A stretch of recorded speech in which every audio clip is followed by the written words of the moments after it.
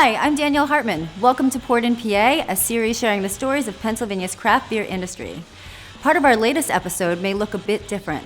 During the statewide stay-at-home order, our team caught up virtually with folks throughout Pennsylvania to find out how the pandemic affected their business. First up, our executive producer, Nate Kresge, chatted with the team at Workhorse Brewing in King of Prussia to see what they've done to adapt. If you could, Dan, tell me a little bit about Workhorse Brewing and how you guys got started and what you guys do. Sure. Workhorse is about a little over a year and a half old now, although we've been working on the project pretty much since the beginning of 2016. It was somewhat of a fortunate connection. I don't have a background in craft beer. It was certainly not a lifelong passion of mine to open a brewery, but I'd been an entrepreneur for a while and happened to reconnect with a college classmate of mine from Cornell. And he had opened Rheingeist Brewery out in Cincinnati. So he had lived with my cousin when we were at school. And when my cousin got married that summer, I guess it was of 2015, we went down to a bachelor party to celebrate. And this guy, Bob, and myself and one of my co-founders were the kind of the first group of guys down at the party. So we had a few hours to kind of drink and talk to ourselves. And, you know, a few hours into it, realized that what he was building at Rheingeist was something special, and had an interest in learning more, and ended up going out to visit him, spent about 3-4 days kind of learning all the ins and outs, and really fell in love with the culture of craft beer. So after that visit, just decided to dive headlong into it, and spent the better part of 2 years researching the industry and visiting tap rooms and just soaking up as much info as possible. Well, fast forward, here we are in 2020, and things have changed unlike any of us could have ever imagined, I'm sure. Yeah. Walk me through when things just started to get shut down and what you guys had to do to pivot and change your model, and what you're doing now. Yeah, so it's interesting. When we decided to build the business, we took a lot of cues from what Rheingeist had done successfully, and chief among those was building for scale. So when we built out our brewery, we opened a 70,000 square foot production brewery with a 30 barrel fully automated system, large event space. We were about to open a second beer garden and a restaurant, another location. So we had all these really big plans, and then very quickly that changed. And I do think, whereas it might have hurt us, I have this massive warehouse that's really sitting unused, and that's certainly not an inexpensive proposition. But we were very fortunate that, because most of our management team has come from a business background as opposed to a strictly beer background, we have a pretty good grasp on logistics and operations, and we were able to pivot very quickly to at-home delivery and customer pickup. And we've actually seen our overall business grow since this has all gone down. So it's definitely an exciting time as an entrepreneur. Whereas, personally and just from a human standpoint, this is one of the worst experiences I think anybody can go through. And it's a really tough time for a lot of folks. We're very fortunate that I can work from home and that I don't have to be out there. But from a business standpoint, it does give you a little bit of kind of a clean slate to try things and experiment and see what works. So it's definitely been interesting, that's for sure. Well, talk to me a little bit about the Raise Your Glass campaign. How'd that come about, and what is it? One of the things that I was really struck by when we got into the craft industry was how collaborative and community focused pretty much every single brewer that we talked to was. It was really, I think, one of the things that drew me to the industry. And having an opportunity to give back for the first couple of years was something important for us. And when we realized that we had a good chance to get through this, we thought there are going to be a lot more out there that might not be as fortunate, and we want to continue to do our part. We wanted to first and foremost let everybody know that the only thing that really matters is the kind of health and well-being of both our employees and our guests. The charitable side of it, I think, was kind of an extension, understanding that there's going to be all these disparate groups that could use assistance. And specifically in our community, there were a lot of people, hit hard by this. Montgomery County was, one of the first areas in Pennsylvania that was particularly hard hit. So we had reached out to a bunch of organizations that we've worked with in the past, and decided that we would try to do as much good as possible. So the specifics of the campaign, first is Community Support Monday.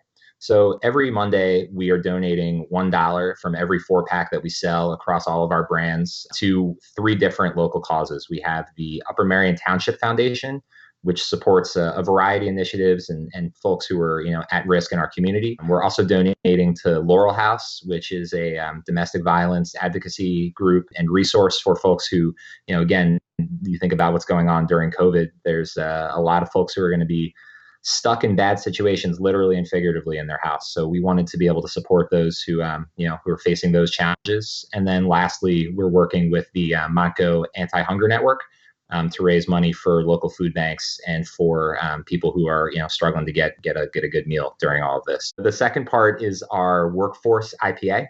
Any brewery out there with any type of distribution, the on-premise model is a huge part of our growth strategy and of our success. And many of those bars and restaurants that had helped contribute to our growth are no longer able to serve beer. So we realized that there are a lot of people that aren't able to work right now. They've lost their livelihood. There's restaurants that are threatened long-term for their survival. And we wanted to do a small part to say thank you to those folks who again, are struck particularly hard by this. So we're donating similarly $1 from every 4-pack from this beer, but also any of our retail partners who purchase the beer wholesale, we're also donating $6 from every case that we sell in the market to the Restaurant Workers Community Foundation that supports individual restaurant workers, as well as providing low interest loans and financing to restaurants to help them get back on their feet. How has it been received? It's been amazing. Frankly, I don't think we could have expected the response that we've gotten. We released Workforce just over a week ago, and it's about just under three times better selling than any of our other brands, which is the first time we've ever seen such a discrepancy. So we're super excited about that. The beer itself is similar to our New England IPA, which is our single best-selling brand we've had since we've opened. So I think that there was some thought in there that we wanted to put the best liquid we could into that can to make sure that people not only enjoyed it for the altruistic reasons, but also because they just like drinking the beer. And we thought that would give it a little bit of a longer lifespan. We really want to do this for as long as possible. And if you've seen the label on the can, that was actually kind of the backstory. Our brand in general is a pretty clean, no frills type of design and look and feel from an aesthetic standpoint.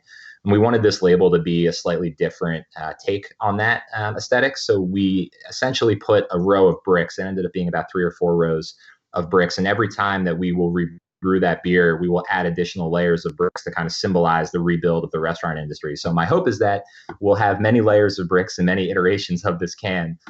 But yeah, the initial feedback's been fantastic, and we're so appreciative that people not only want to support small businesses like ours during this time, but they also want to help us give back and do the most good in our community. Looking into the future here, when we get past all this and people are back to normal, whatever normal is in the future. Sure. How much of this you think will hold on for you guys doing, delivery and the charitable aspects? Yeah, I think the charitable aspects are something that we'll continue to do regardless. I mean, it was part of our structure before this, and I think it will continue to be for the foreseeable future. As far as the pivot in business model, it's the question that we've discussed as a leadership team pretty much day in, day out ad nauseum. It's in one respect, as I said at the beginning, kind of an exciting time to think entrepreneurially because of all the opportunities there are to be creative and come up with solutions to problems that we didn't know we had 2 months ago.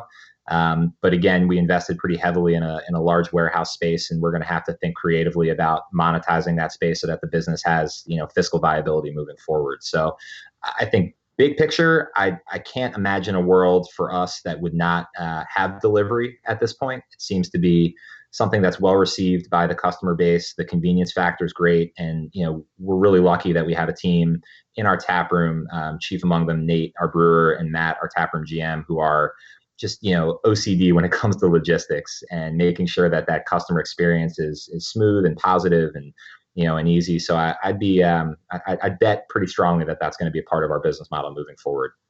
How does your delivery process work? Yeah, so it's pretty straightforward in terms of the way it's set up now. You can log on to our site at workhorsebrewing.com. You can choose the Center City location, or you can choose the King of Prussia location.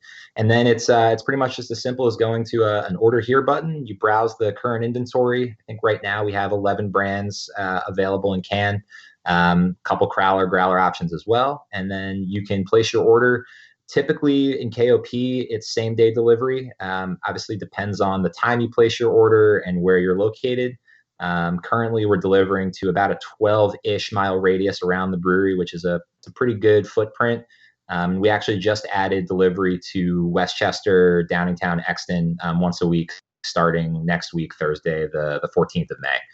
So we're hopeful to add additional kind of satellite locations and then grow our team from, the 2 to 5 drivers we have out now to, 8 to 10 all the time and really cover a much larger footprint.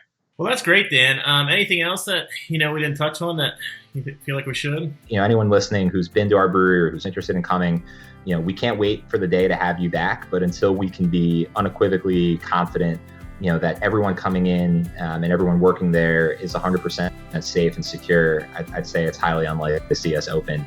So in the interim, the delivery and pickup option, we can still get you beer. We've actually grown our production. We're looking into expanding our facility now so we can be able to deliver more beer everywhere in the state and look forward to being able to do that safely and efficiently. All right, man. Well, thanks so much for taking the time to talk with me today. Hey, thanks for having me. Of course, COVID-19 affected how folks gather for beer on all scales. Next, our producer and Harrisburg Beer Week organizer, Sarah Bozich, talks with her co-founder, Tierney Pomone, about how they handled the cancellation of their annual fundraising event. All right, am I recording? Recording. Okay. So we've been brought here today to talk about canceling Beer Week in light of the pandemic. So depressing. So I guess what we should talk about is, how we came to this decision, like when we realized that we needed to take some action. Okay, I think I'm ready. No, I'm not. Okay, I'm totally ready. It's so much easier in person. I can focus. Okay. It was right when we were about to make a lot of decisions, make a lot of financial decisions, purchases, and start finalizing a lot of important things. And at the very same time, we're finding out that on the other side of the country, on the West Coast, they're starting to shut things down. They're starting to close things. And we were kind of we didn't know what to do. We thought about it for 3 days and then realized, it is in our best interest for the people who come to Beer Week for it to not happen. It is in the best interest of us financially to make sure that we give the most money possible to Harrisburg River Rescue to not spend anything on the events and just kind of call it. As sad as it was, we had to do it. It was the right thing. And it was weird because at first, the first couple of days when we announced that we were canceling it, I still, in my mind, thought it was premature and maybe a month from now things will be okay. We made the right call. It was hard, it hurt, but it was the right thing to do. If you remember, we had decided as our core group that we were going to all think about that over the 3 days, like you said. And then our first decision was actually just going to be to cancel our signature events. And then I remember we had our meeting and something in the news had just really shifted to a much more serious tone. And we all were like, no, this just needs to, unfortunately, be canceled. And you're right. It felt weird to do. It felt so strange to make such a big decision like that.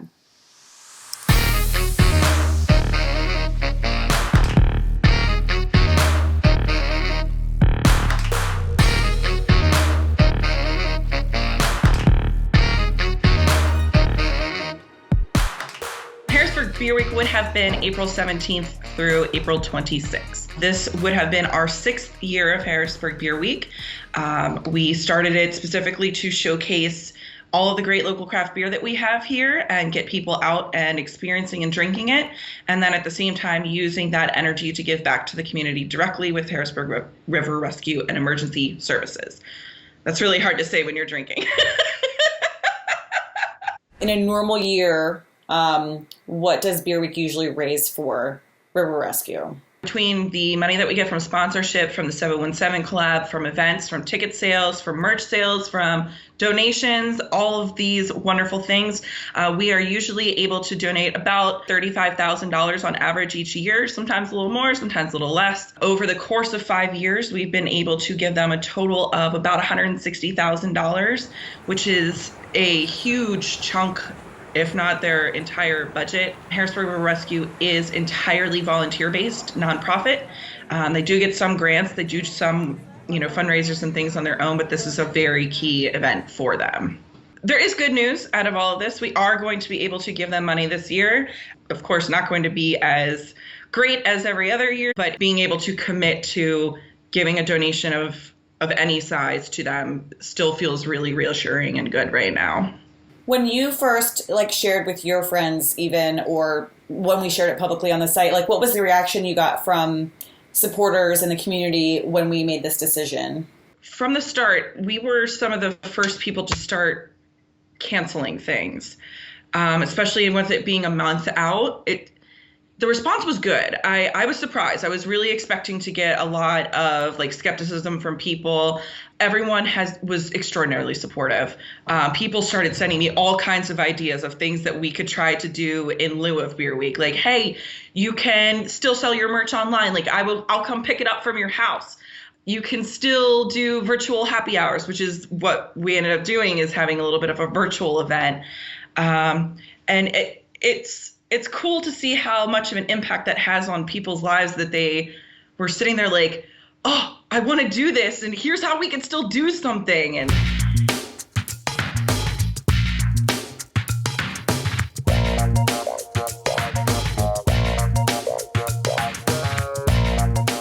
Did you like the virtual events? I thought it was really great that so many people showed up for them. I thought that was really cool.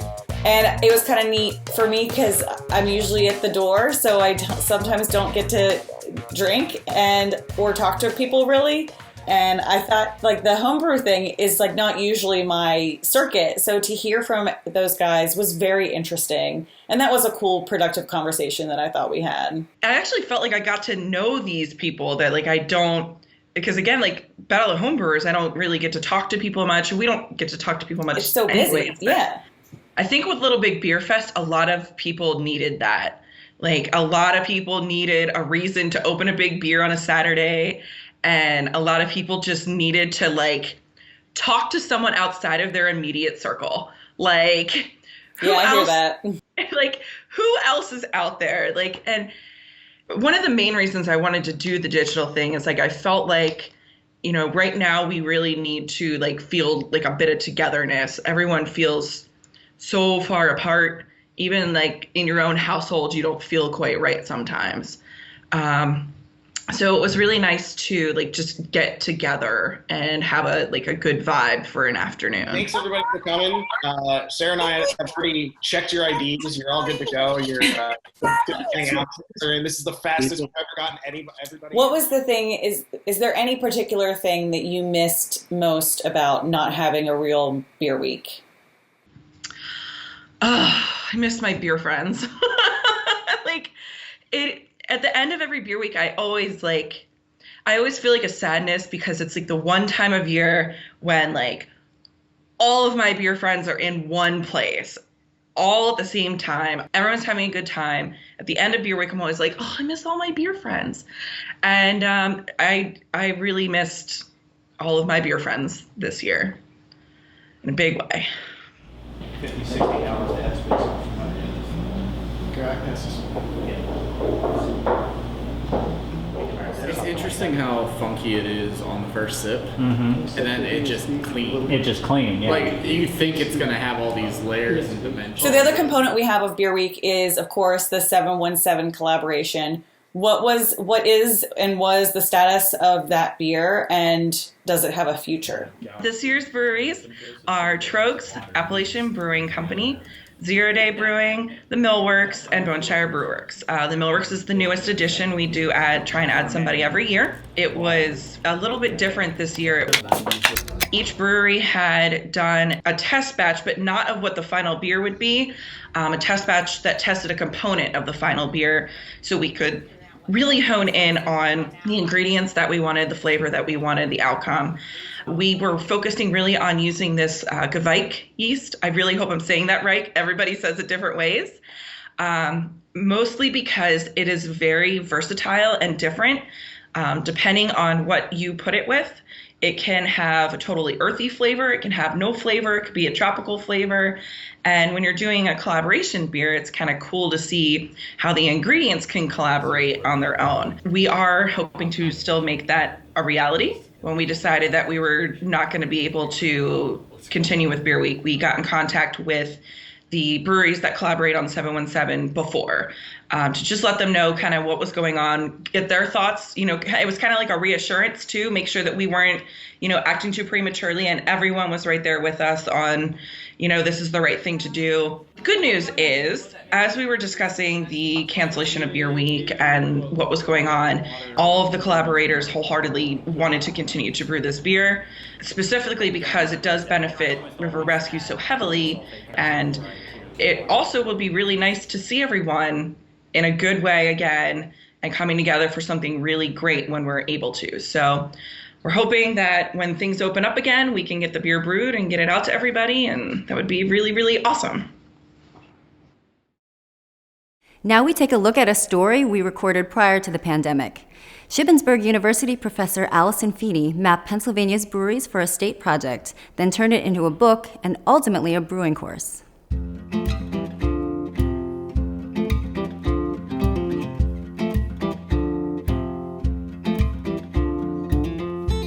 The Pennsylvania Parks and Forest Foundation reached out to me because they found people who donate to environmental causes like craft beer. And so they wanted to see where they could get breweries near the state parks. And at that point, we had 159 in the state. And so I mapped them for them. And I assumed that, Pittsburgh and Philadelphia would have a bunch. But what really got me excited was the ones that were in places like Carbondale and Mifflinburg and, the small towns throughout the state.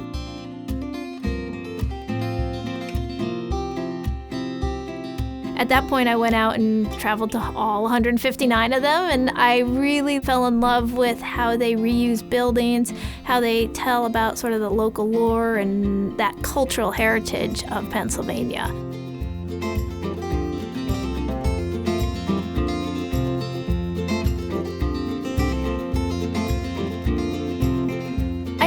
A variety of academic articles, and when I would be sending off my articles, I would ask friends to proofread it for me, and they're like, oh, this is great stuff. And so, Pennsylvania's breweries, we have such great stories to tell. I thought it would be perfect for the average person who doesn't read, academic papers, which can be boring, to actually read all the great stuff that we have.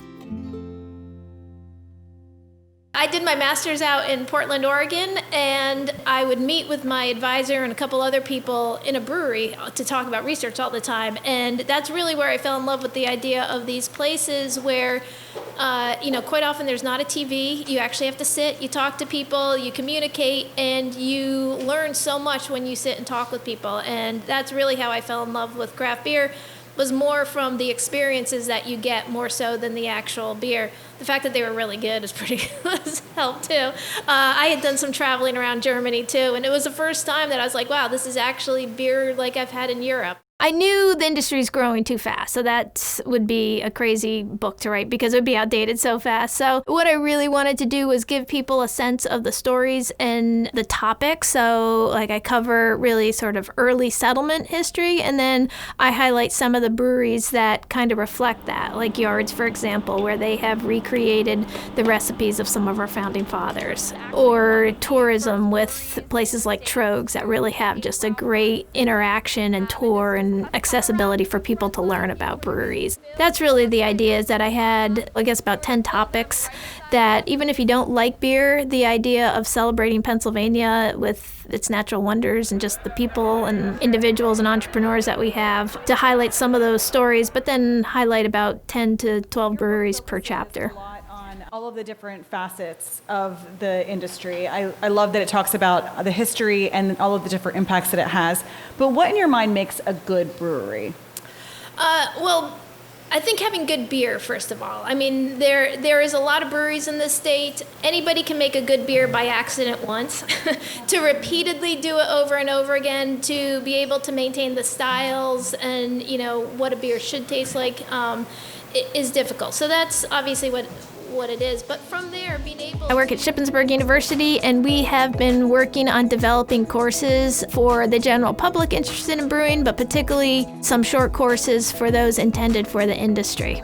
One of the things as I went around to look at all these breweries, I always like to preference it with, I like to support all local breweries, but some beer I would say would be better than others. And so from a personal point of view, I started asking them, well, where'd you learn to brew? How'd you get to make this good beer? That kind of thing. And a lot of them, have learned by trial and error. Very few of our brewers have actually gone and trained at different places. When you are a small business with a small margin of error, that trial and error becomes a huge risk. And so over the years, what we've found, because we bring brewers in about twice a year to kind of talk about those needs, the industry is so diverse. The small breweries tend to need everything from social media to technical writing to business courses to the chemistry, the science behind it. And then some of the larger breweries need very specific skills for like an engineer, for example. We've really tried to develop very short courses so that people can come in and do, one or two skill sets in a day or two, and then ideally put those things, build those sort of units together to get a good understanding of what areas they're missing. So the next thing you do is you have a drink. Again, you swirl it. You could cover it if you wanted, because you are still going to get the aroma as you bring it to you. And you're going to put enough, it's called coat but don't float the tongue. So you want it all around your mouth, but you don't want to completely fill your mouth with it. So you've got room for the aromas to move around. And you can let it sit, it's quite nice. You can let that sit for a little bit on your palate. Swallow and breathe back out. We are really pairing up with people in the field. There'll be 2 faculty on campus, myself and then Tom Freely, who is a biochemist who has sort of, his research is on flavors and tasting and how people perceive those flavors. We have the 2 guys from the Craft Beer channel coming in. They're YouTubers. I think they got about 70,000 followers, and they go around Europe and they actually go to all the original breweries and that sort of set the styles of beer. And so they're bringing that knowledge with them. And then we have David from Gearhouse Brewing, who has the practical experience of actually brewing those styles of beer. And so some of the courses might be pretty short, but offered, every couple months. And then we might have some more technical ones that might be about a week long in the summer. And we're really excited about those.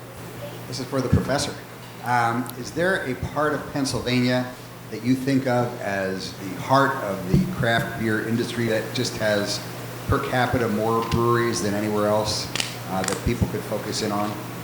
When I think of the actual scene of brewing, I think Pittsburgh and Philly are definitely that sort of heart. Phoenixville has more per capita. There, within a 1 mile stretch, there's about 5 breweries, and that's just the breweries. There's wineries, distilleries, and some cool restaurants and things as well. It is up there in terms of number, with right behind Denver and Seattle. And so, we have some incredible small towns like that. In your book, both Millworks and Zero Day are mentioned in the section about revitalizing small towns and main streets. Tell us a little bit about how that's different in Pennsylvania and what you're seeing happen. Yeah. That's probably been my favorite part of the whole project, is seeing how these businesses have really revitalized some really cool buildings. Pennsylvania has some great stories, and thanks to breweries, we're actually able to go in as the public and experience those buildings. I've really had some very passionate conversations with brewers about their commitment to that community by the use of that building. There is a community that's growing, and I think the brewery plays a big role in that. Wherever we can, plug ourselves in and kind of give back to the community that really supports us is kind of our big outlook. Zero Day is supposed to be the community's living room. That's kind of what we say about our space. So you can see that in the space itself, but also the projects that we plug ourselves into. And beyond even just the community, in the broader Harrisburg part, but I think the community within the brewing industry is a huge thing. My first job out of college was in the pharmaceutical industry, and there was no nice playing with your competitors. It was extremely competitive. It's just really that community that you're actually just out there helping each other out. We don't necessarily see each other as competitors. We have different business models. But there's enough room for both of us to be here, to be successful, to thrive. To me, that's been the funnest part of the industry, is getting to meet the people along the way, whether it be the customers at their breweries or the actual brewers themselves. It's like no other industry. They're very supportive of each other. They help each other out.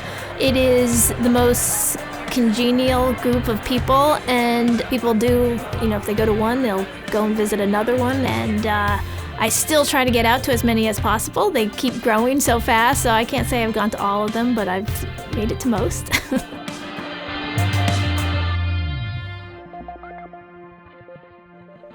Thanks for joining us. How about one more? We have a quick spotlight on a brewery that opened its doors during the shutdown. Check out Hemauer Brewing in Mechanicsburg. Till next time. Cheers. What if we just start off by having you introduce yourself, bring us up to the current point? Sure. Well, I'm Brooks Hemauer, owner, founder, head brewer of Hemauer Brewing Company. Wife and I started out roughly about 3.5 years on our journey to open our brewery and tap room, which we were able to do amid the virus. We signed our lease for the taproom location November of 19, and then I started renovations myself January 1. So I was working 14-hour days, just trying to get open as soon as we can, just about completion, and that's when everything was shut down. So literally I was 3 days away from contacting the Liquor Control Board in order to have them come out and perform their final inspection to receive our license. My wife and I thought that maybe this dream is not going to happen, that all this work that we put in to this just basically evaporates. And it was a very, very tough time, as well for everyone, not knowing what tomorrow will bring, how we can support our family. She's self-employed as well too with her photography business that has been shut down. Thankfully that we are members of the Brewers of Pennsylvania. They have an attorney on retainer, and they had a way to communicate with the Liquor Control Board, and we received our tentative license based upon a final inspection once everything is lifted and the final inspection can be performed from them. We're not brewing to our maximum capacity at this point, just to keep that freshness as well as the variety being as much as we can. Traditionals to sours to barrel-aged beers, as well as some very experimental beer as well too. We are going to have some food here, but we're going to focus on the beer first. We want to make sure that we focus on the beer, focus on the experience, as well as focus on the customer service, because ultimately at the end of the day, if you don't have a good relationship with your guest, it means nothing. I'm a firm believer that customer service can take a good beer to a great beer, and vice versa. Bad service can lead that same good beer to a bad beer. So, we will have excellent customer service. It's one of my highest priorities next to beer quality, is the service which we provide for our guests. Talk to me a little bit about what it's going to look like for people coming in and grabbing beer. How's that process going to work? So we're going to comply with any CDC requirements. Have to have a face mask when you come in, unless there's a health issue which prohibits you from doing so. You're going to come in. We have a tap list, which is above my head here, that you can see what is offered to you. We're going to offer growlers to go as well as crawlers to go. We just recently purchased a small canning operation, so we are going to be offering 16-ounce cans and possibly 8-ounce cans as well too in the future. So that way we can people can have a flight of beer, but not have to have a crawler flight. They can have a smaller quantity. From what I've seen in the industry, breweries opening up, the number one thing people want is a flight. They want to try as many beers as they can, but they don't want to try 16 ounces at a time for it. So I feel even if it's at 16 ounces, they can get a can of one specific beer, make a mixed 4-pack of it. That way they can try the variety at their leisure. Starting out with this whole project, I made a promise to my wife that I would not cut my hair until we were licensed as a production facility. Everyone needs that motivation, something to get you through those hard times that reminds you of the goal. And one was not cutting my hair. So it took a little over 2 years of not cutting my hair down to about here, getting it in knots. And let me tell you, it wasn't fun in the middle of the summer when I was digging the trench water line from the house to the garage, and I'm up to my shoulders digging, trying to get this water line in, and sweating my rear end off. So once we finally did receive our final license, the first word out of my wife's mouth was, "When are you cutting your hair?" So it was about a week, and her stylist ended up cutting my hair, and I donated to Wigs for Kids, figuring that cancer is such a horrible thing for any age, but then when you give it to a young child, I mean, they're starting out their life, and if I can give them just a little bit of sense of normalcy in their life, I'm more than happy to do it. All right, Brooks. Hey, great job. Anything else you want to say? No, just thankful for all the support that local brewers. This community is very, very tight knit, and I'm glad to be embraced by the community, and look forward that I can pass along any information that I've gathered from this community on to the next ones.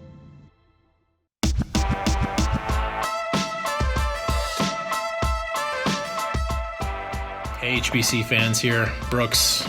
End of day one. It's roughly about 9:30, and just want to say you guys killed it. Absolutely killed it. So happy. My wife and I were running around with like our hair was on fire, but you know what? We are so exhausted, but looking forward to day two. Once again, thank you for making this day possible, as well as thank you for your patience. It's been 3.5 years in the waiting, but hope all is well, and hope that we see you soon here curbside or for takeout, and enjoy the rest of your weekend. Cheers.